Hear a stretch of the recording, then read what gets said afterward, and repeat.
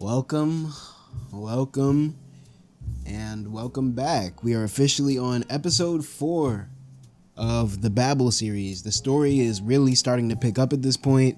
We're really starting to get into the thick of things, and so without any further ado, let's just jump into it, bro. So we cut back to 𝙏𝙧𝙧, right? He's currently in the whip that he threw 𝙏𝙧 in without any sort of permission or consent, but he's currently in the whip and he's driving off to somewhere. Like, bro is definitely speeding, bro. We literally see the tire smoke coming off the street, but we get a look at 𝙏𝙧, right? He's crumpled up inside of the trunk of 𝙏𝙧𝙧's car and he's just sitting there thinking like, bro, where the hell is this dude 𝙏𝙧𝙧 taking me? Bear in mind, right, 𝙏𝙧 and 𝙏𝙧𝙧 are like just now starting to form their partner relationship, so I'm sure in 𝙏𝙧's mind he still has his suspicions about 𝙏𝙧𝙧. For all he knows at this point, 𝙏𝙧𝙧 could be the terrorist, and so yeah, bro is probably pretty scared right now. But we cut back to the Babel Hotel, right? This episode is gonna have a lot of cutting back and forth between different locations. All of our characters are starting to scatter around different parts of Japan, but we cut back to the Babel, and within the Babel, we get a look at the Babel VIP elevator. Now, I want you to think about this real quick. The Babel, in and of itself, is a hotel made for VIPs. It's a hotel made for the richest of the rich. And so, to warrant a VIP elevator within the VIP hotel, you gotta be a different breed of importance, bro. You really have to be him. The elevator opens up and we get a look at who's inside the elevator. And inside this elevator, we see 3 men. We see 2 dudes who kind of look like bodyguards, and then 1 dude in the middle who's in like this traditional Japanese attire. We then get a full page spread of the middle dude, bro. This is Prime Minister 𝙏𝙧𝙧 Kichi. This is basically the president of Japan, bro. If we're talking importance in Babel, a story that takes place in Japan, there's probably literally no one more important in this country. And so that would probably explain why they have a Babel VIP elevator, if they have literal presidents coming through and staying at this hotel. So we get a look at the prime minister, right? And before long, we're getting a look at why the prime minister is in the Babel in the first place. We cut to a room that he went to on the top floor of the Babel, and in this room is the prime minister, his bodyguards, and Madame Mitsuishi, the fortune teller that we've been talking about earlier, the same one who met 𝙏𝙧 earlier. Madame Mitsuishi, she hands the prime minister like these little rice cakes, like these little treats, basically just like a little gift, a welcome gift. And you know, the prime minister, big hungry ass, start eating them up. The prime minister, you know, just being formal, he's like, you know, thanks for the sweets. He eats one, but he's like, I'm trying to cut back on the sweets actually. You know, just trying to look out for my health, make sure I don't kick the bucket anytime soon. Madame Mitsuishi, being the fortune teller she is, she's like, don't worry, Mr. Prime Minister, you won't be dying for a long time. These two go on to talk for a bit longer, and as they talk, we learn a couple of things about the relationship between the Prime Minister and Madame Mitsuishi. Apparently, these two are childhood friends, and not only are they childhood friends, Madame Mitsuishi is actually heavily responsible for the prime minister being in the position that he is today. Basically, before Madame Mitsuishi, he was just like sort of a low-tier gang boss, kind of just a small fry, but through having a literal fortune teller on his side, he was able to rise the ranks all the way up to basically the most powerful person in Japan. It kind of reminds me of like that dude from Hunter x Hunter. I think he was like the mafia boss dude that Kurapika was working for, where like he was able to become the gang boss because his daughter had the future sight and ability or something like that. I don't remember the specifics. But these two, right, they're talking, and Madame Mitsuishi, as she tends to do, she's drawing her tarot cards. And once again, as she's drawing her tarot cards, she pulls the tower. Upon seeing that she's pulled the tower, Madame Mitsuishi, you know, she gets worried again. She gets nervous. The prime minister, seeing this expression on Madame Mitsuishi, he's like, is everything okay? Is something wrong? And Madame Mitsuishi, she still looks scared, bro. She's like, I keep drawing this tower, bro. I keep drawing this ominous card. I feel like something terrible is going to happen. The prime minister, hearing this from the fortune teller, he looks concerned. He's like, something terrible? And Madame Mitsuishi's like, I don't know, bro. I have a feeling that Tokyo, no, all of Japan will be destroyed.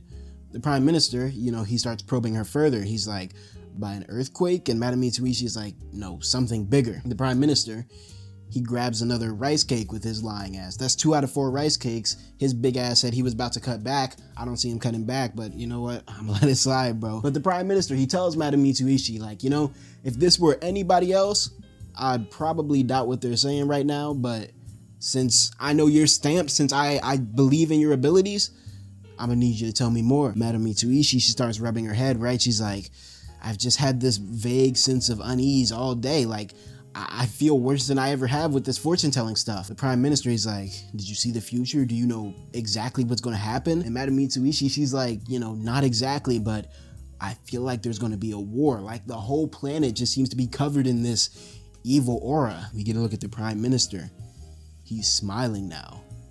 I should expect no less of Japan's greatest spiritualist. We get a zoom out shot, right? We see the prime minister's whole face and he looks about jovial as hell, bro. He's like, but what a tragic irony. He's speaking to Madame Mitsuishi. He's like, but what a tragic irony. No matter how talented of a spiritualist you are, you cannot see your own destiny. We look down at Madame Mitsuishi. She's like, you know what I mean? She's taking it back. She's like, hold on, bro. What the hell is about to happen? All of a sudden, the two bodyguards dash across the room, grabbing Madame Mitsuishi and restraining her, like pushing her back against her chair. One of the bodyguards pulls out a vial and a syringe. He starts loading the syringe with the solution that's in the vial. Madame Mitsuishi's like, whoa, whoa, whoa, what's going on, bro? Chill. Here come Prime Minister hungry ass. He's on the third rice cake. He's not cutting back on shit, bro. As he's eating this rice cake, he's, kind of just talking to Madame Mitsuishi. Honestly, he seems more focused on the snacks than he does the person who he's about to murder, but he's like, there's only one way to keep someone as connected as you quiet. He's basically telling her, like, you know too much.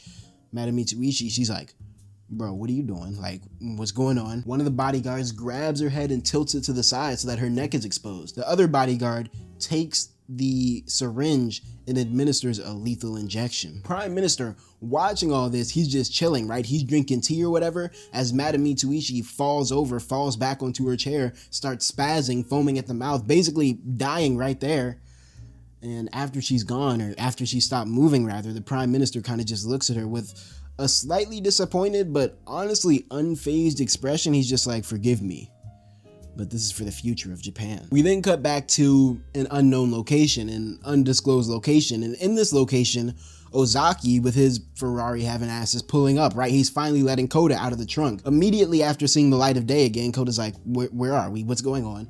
And Ozaki, he doesn't really say anything. He just keeps walking forward. He's like, bro, just shut up and follow me, bro. Koda, he looks to the side. He sees that the security guard that's defending this unknown location has been knocked out. And he's like, bro, what is this place? Ozaki's like approaching this giant door. He gets to this door, right? He enters a passcode and these two sliding doors kind of open up. They look like these huge concrete doors. They open up, revealing the landfill that we saw in the last episode. Apparently it's a trash island that's on Tokyo Bay. But they're at this trash island, right? Koda, he's walking behind Ozaki. He's like, what exactly are we doing here? Ozaki says nothing. Koda's like, hey, bro, I'm not gonna let you just keep holding me in the dark, bro. Like, tell me what's going on. Ozaki, he keeps walking forward, right? And now Koda at this point is running behind him. He's like, hey, wait up. We then cut back to the babel. Like I said, we're doing a lot of back and forth in this episode. And this time in the babel, we're looking in Naomi's room. Naomi, she's still laying on her bed, holding her belly, and she's just thinking to herself, like, bro, what's happening to me? We cut over to Kagawa's room, right? The dude who's supposed to be monitoring her, and he's wondering the same thing. He's like, yo, what's going on with Naomi, bruh? He gets a call from Trenchcoat, right? Trenchcoat's like, is Naomi okay? Like, how is she doing? Kagawa, he reports back. He's like, I don't know. She's not really being her usual self. Like, she's kind of just staring off into space, dozed off. I don't know what's going on. Trenchcoat, he's like, I see. And Kagawa, he starts probing for a bit more information. He's like, so what's going on with her, bro? Did something happen to her? And Trenchcoat, he's kind of just like, not that I know of. Like, she's been on top of her game. She's been getting these assassinations done. I don't see how there could be any issues. Kagawa, he's eating his chips, right? Still eating his chips with his chopsticks. Weird ass nigga. He's like, maybe she has a stomach ache? And Trenchcoat is like, stomach ache? What are you talking about, bro? And Kagawa, I bet his ass know about stomach aches. Always eating chips and shit, big hungry ass. But he's eating his chips and he's like, I don't know. I just see she's been holding her stomach for a while. We get a look to the other side of the phone where Trenchcoat is. He's no longer in his trench coat. He's in like a suit now. He seems to be in some sort of office. And he's like, he's wondering what's going on with Naomi. We cut back once again to the trash island. Koda, he's still pestering Ozaki to let him know what's going on. He's like, bro, come on, Ozaki, tell me what's going on already. Like, what are you bringing me here for? What are you trying to show me? Ozaki's like, the answer. Koda's like, the answer? What are you talking about, bro? The answer to what? Ozaki, he's a little annoyed. He's like, bro, look down at your feet. Koda, he looks down.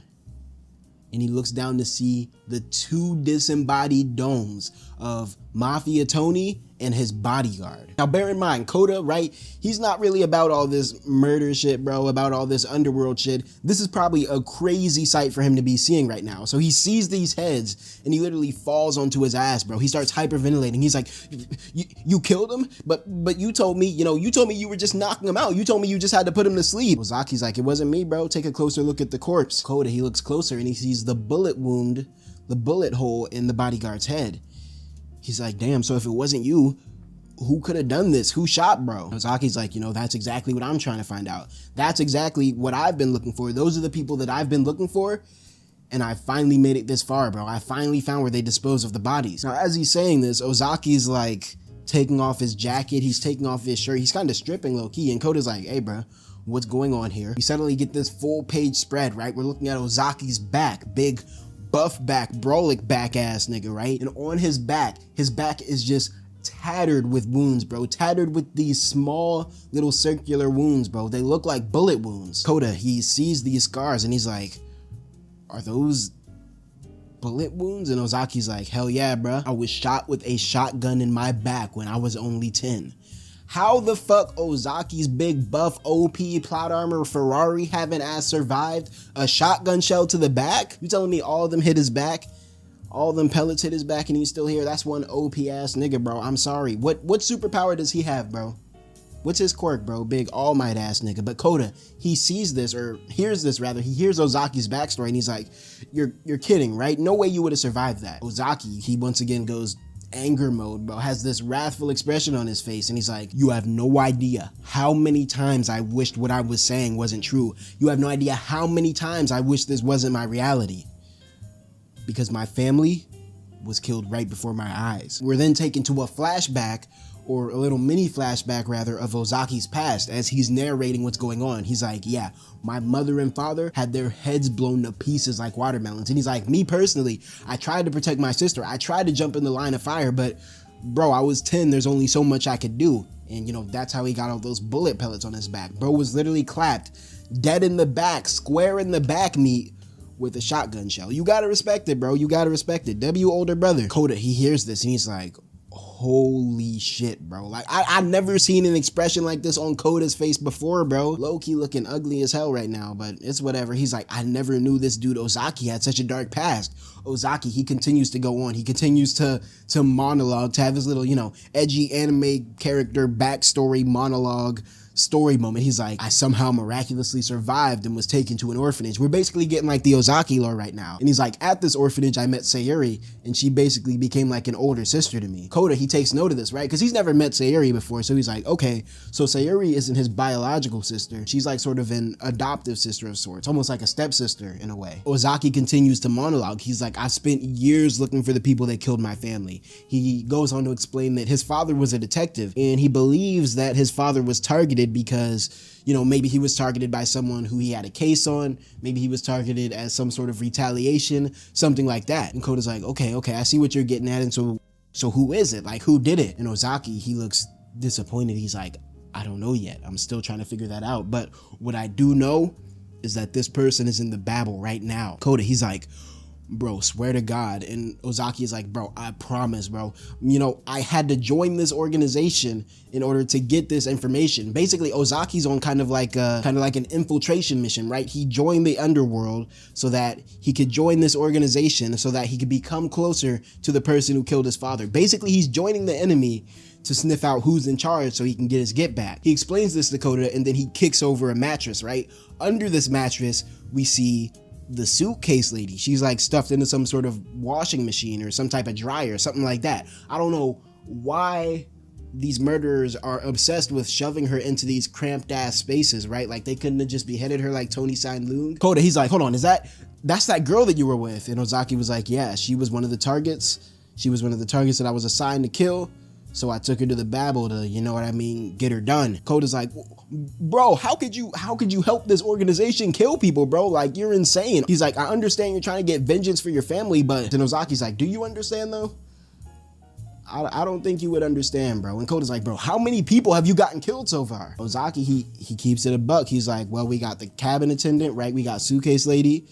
And then there's those two, Tony and the bodyguard. And Koda, he's like, damn, bro, I'm working with the murderer. You know, you can just see it on his face. He feels guilty almost by association. Despite everything crazy that's going on right now, it does kind of sound like 𝙏𝙠 is finally starting to close in on some answers. He asks 𝙏𝙧, he's like, so how did you make it into this organization? Like, how did you make it to the babel? 𝙏𝙧 explains, basically he, you know, started doing underground shit, little crimes and shit, little just underworld shit, street shit, and eventually he worked his way up, right? He made a name for himself within the criminal underworld, and eventually he was approached by someone who he knew was involved in one of his father's cases. And 𝙏𝙠's like, well, who were you approached by? Like, who is this person that recruited you from the underworld?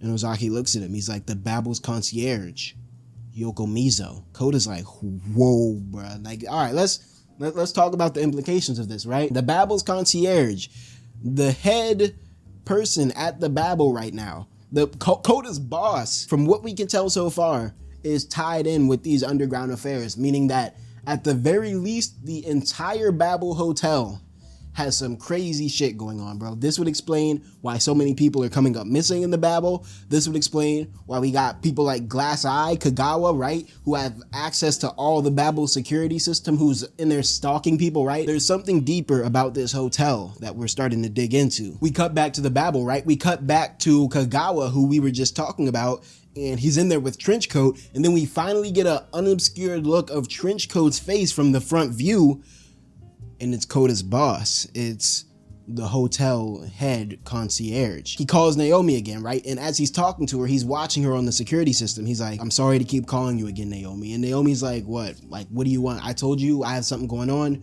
What is it? Trenchcoat, or concierge rather, since we know who he is now, he's like, I was just worried, right? I was worried that you might not be feeling well. And Naomi, she's like, you know, she's silent. She's just listening to him. He's like, look, we got 2 more targets that we got to get out of here by New Year's Eve. You know, if we have to, we can call in a substitute to get these assassinations done for you. Naomi, right? She hears this and she looks mad as hell, bro. Like, in her mind, this is disrespect, bro. This is disrespect to her craft, to her profession. She's like, bro, ain't no problems here, bro. Ain't no substitutions. If you bring a substitute in here, I will assassinate him, bro. She's basically saying she can go assassination for assassination with anyone. I'm not gonna lie, that's big Naomi right now, bro. We then cut back to the trash island once again, going back and forth between the babel and the trash island. 𝙏𝙠, he's just now starting to come to terms with this information that he's learned. He's like, the concierge, my boss, is part of this organization, part of the terrorist organization. 𝙏𝙧, he's like, yes, and you're close to him, right? You work for him. You can look into him yourself if you doubt me, but I'm telling you the truth right now. 𝙏𝙠, you know, he's starting to put 2 + 2 together. He's like, okay, so that's why you wanted to become my friend, right? So that you could get close to the boss. And 𝙏𝙧 is like, friends? Ain't no friends, bro. We're just partners right now, right? We're partners so that I can get my get back. And 𝙏𝙠's like, right, I get that, but you're worried about getting your vengeance even though you know the whole world will be destroyed in like 6 days. And 𝙏𝙧's like, man, f the world, bruh. I got to kill the person who got my parents, bro. I have to get my get back for my parents. I don't really care if the world burns. I got to do what I got to do. Otherwise, my life will have been meaningless. 𝙏𝙠, he's looking at this dude, right? He's looking at 𝙏𝙧, and he has kind of an almost sad expression on his face. Like, he feels bad for the man. He's like, wow, I never knew how deep this man 𝙏𝙧's scars went, bro. Like, I never knew how sad of a life he lived. He's like, yeah, 𝙏𝙧 may have a great life. He may have a Ferrari. He may have, you know, Naomi in that one timeline, all the girls, all the money, whatever. But his life, it's bah! Out of nowhere. We see a hot bullet fly through 𝙏𝙧's chest, bro. Square through his heart. 𝙏𝙠, he's like, what the hell, bro? 𝙏𝙧, he spits out a shit ton of blood, bro. He's like, we've been followed. We then get a look at the sniper who just hit 𝙏𝙧, right? We get a look from the sniper's point of view. Somehow 𝙏𝙧 is still standing after taking a bullet through the back, which honestly, now that I think about it, shouldn't be too surprising. Bro took a whole shotgun shell to the back, but we saw that bullet penetrate his chest. And he's still standing? Big impenetrable ass face ass nigga. But the sniper, you know what I mean? He wastes no time, bro. He's like, all right, you can take 1 shot. How about we give you 2? Bah! Shoots him again. This time he drops 𝙏𝙧. 𝙏𝙧, he's on the ground. He's like, he's talking to 𝙏𝙠, right? He can barely talk now. How can he talk with 2 bullet holes through his lungs? OP ass nigga. Big breath ass nigga. Strong lungs ass nigga. But he's looking at 𝙏𝙠 and he's like, 𝙏𝙠, run. And 𝙏𝙠's like, you don't gotta tell that nigga 𝙏𝙠 twice. That nigga 𝙏𝙠 gets to zooming, but bullet hits him square in the shoulder, bruh. Koda, he isn't like Ozaki, right? He doesn't have goddamn Ozaki one for all. And so, you know, he hits the ground after this bullet hits him, but he uses the momentum of him hitting the ground to roll over and like hide behind this refrigerator. Now, low key, bro, this refrigerator is the MVP of the whole series, bro, of the whole arc. I don't know how this refrigerator ate 3 sniper bullets and left Koda safe, but regardless, Koda is behind this refrigerator and he's safe enough to not get got by these bullets that are being shot at him. He then thinks back to Yang, right? Yang giving him the rules of time, and Yang in his memory is like, rule number 1,